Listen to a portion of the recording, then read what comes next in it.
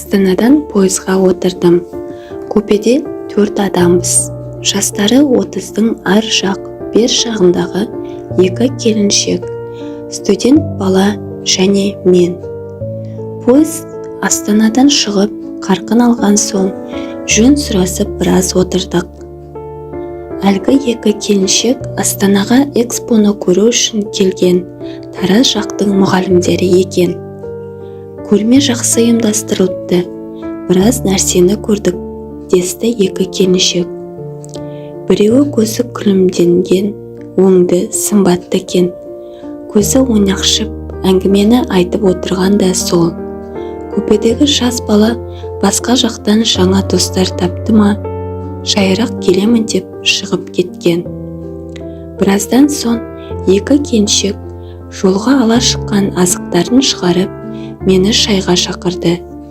Әңгіме экспо Астананың бүгінгі көркі жайында болды. Төй, Астананы айтып қоймадыңыз ғой, жігіт деген 2 келіншектің ортасында отырғанда басқа әңгіме айтпай ма? Деп сұлу келіншек маған тиісті. Онымен қоймай, той, күн күйіп кетті ғой, өзен жағасында салқын жерде шешініп жатар ма еді деп, онсыз да қысқа халатының жоғарғы және соңғы түймесін ағытып, желпініп қойды. Астанаға келген 2-3 күнде тірлікпен шапқылап жүріп, дұрыс ұйқы болмап еді. Маған сүйкенгісі келіп отырған сұлу келіншекке дұрыс жауап қайтара алмай, жоғарыдағы орныма шығып жатып қалдым. Қалғып кетіппін. Қанша уақыт өткенін білмеймін. Бірақ әлгі 2 келіншектің әңгімесінен оянып кеттім. Әлгімен сол көрмені аралап жүргенде таныстым. Жабысып қоймады. Әккі екен. Таныса салып, кешке кеңірек танысып бір жерде отырайық деп қоймады. Бірге келген мұғалімдер жиналып отырайық деп жатырмыз деп едім. Ой, сол мұғалімдерді күнде көріп жүрсің. Бір вақыт өзгеге де көңіл бөлген дұрыс қой, деп өлердегі сөзін айтып қоймаған соң келісім бердім. Бойы ортадан биік, денелі, ақсары жігіт, жасы 50-ден енді асыпты. Білмеймін, әлгінің не сиқыры бар екенін, кел деген жеріне отказ бермей кешке жетіп бардым. Жанымдағыларға бір досым бар еді, солар шақырып жатыр деп алдай салдым. Отырғанымыз мықты мейрамхана. Қымбат болса да, сенімен осында отырайын деп шештім деп қояды ол. Аты Сәрсен. Семей жақтан келген екен. Әңгіме барысында білгенім, Семей жақта бір мектептің директоры екен. Бір топ адамды бастап экспоға келіпті. Сені көргенде экспоны ұмыттым. Мұндай сұлу, сымбатты келіншек болады екен-ау деп ойлаппын.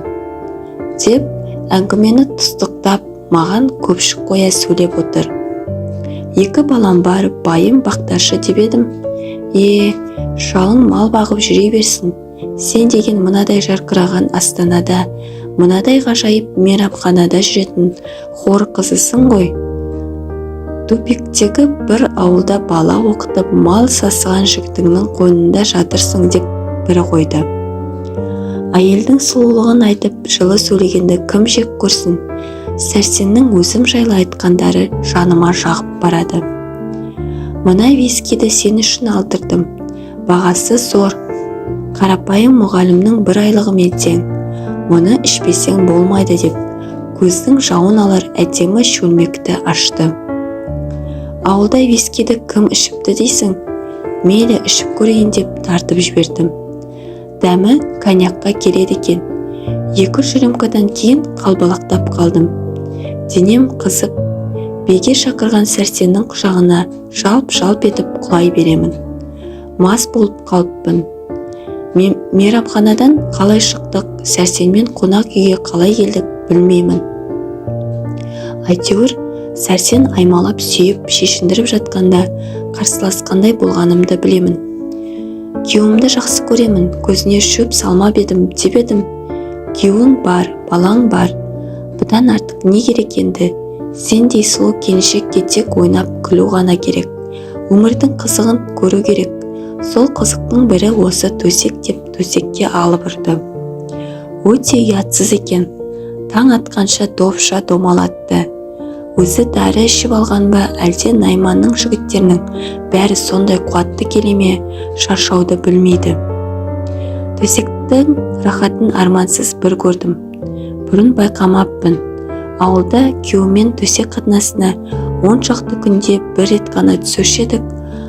Онда да балалар оянып кетер деп, кейде шала-шарпы бірдеңе жасайтынбыз. Бұл жолы сұмдық. Итерістің мұндай керемет боларын енді білдім. Астанада болған 3 күнде сол Сәрсеннің жанында болдым. Өте тәжірибелі еркек екен. Байқаймын, талай келіншектің сауабын алып жүрген адамға ұқсайды. Сондай қуатты. Оның құшағында бүкіл дүниені ұмытасың. Сөйтіп күйеуімнің көзіне бірінші рет шөп салдым. Құдай кешірсін, басқа не деймін? Сәрсен, хабарласып тұрайық, Алматыға, Астанаға кел деп қалды. Дәм бұйырса әлі кездесерміз. Бұл әлгі сұлу келіншектің айтқандары. Даусынан танып жатырмын. 3 түн Сәрсеннің құшағында жатып үйреніп қалыппын. Шіркін, мына қорылдап ұйықтап жатқан жігіттің орнында Сәрсен болса, бізді тыныш жатқызбас еді. Екеумізді кезек-кезек езермейді деп маған риза еместігін де айтып қалды. Сен бөтен еркектің есебінен ішіп-жеп, рахатын көрген екенсің. Мен байқұс сорлап қалдым ғой, деп екінші келіншек әңгімесін бастады. Мен де сен секілді біреумен таныстым. Кешкілік кафеге шақырды, бардым. Өткен ауылда не көріп жатырмыз? Баланың бақырғаны, байдың ақырғаны, бала оқыту, одан қалса тамақ пісіру, кір жуу, сиыр сауу дегендей. Шақырған екен, барайын. Ішіп-жеп, қызық көріп қайтайын деп ойлап едім.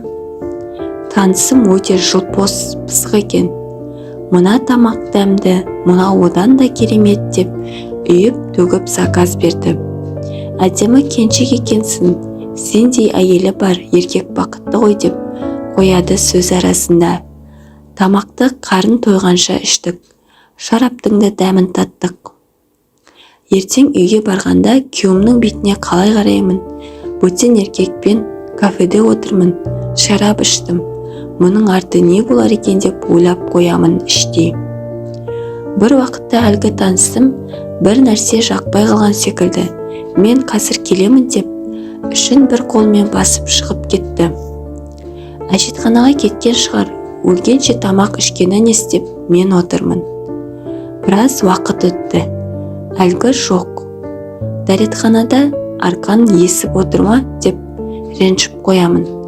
Жарты сағат өткен соң тынышсыздана бастадым. Официант жас балаға: жанымдағы адам әжетханаға кетіп еді, көріп келші, бірдеңе болып қалған жоқ па деп едім. Барып келген ол жерде ешкім жоқ деп қарап тұр. Мұны естіген екінші бір официант қыз бала: ол кісі мана осы жерден тұрған бойы далаға шығып такси ұстап кетіп қалды ғой дегені. Сонда ғана алданып қалғанымды білдім. Алаяқ екен.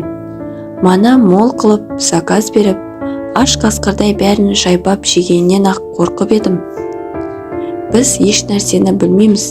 Мынау есеп шот 25.000 теңге төлеңіз дегенде көзімне жас ытқып кетті. Күйеуім қарызданып жүріп біраз ақша жиып беріп еді. Балаларыма Астанадан бір нәрсе алам ба деп едім. Ол да бұйырмады. Жылап жүріп кафенің ақшасын төледім. Қалада аферист, алаяқтар көп, тағы да алданып қалмаңыз деді официант бала. Көрмеген менді кафе мейрамхана болсын деп бұрқылдап мен кеттім. Сен қайта бақытты қатын екенсің. Қымбат ресторанға отырдың, виски іштің, құшағында жаттың біреудің. Экспоны жасадың. Мен қарадан қарап жүріп сорлап қалдым ғой. Бұл екінші келіншектің әңгімесі. Олардың әңгімесін тыңдап жатып тағы ұйықтап кетіппін. Ертеңінде әлгі екі келіншек пойыздан түсті. Сау бол айтыстық. Арттарынан қарап тұрып басымды шайқадым. Неге, оны өзім де түсінбедім.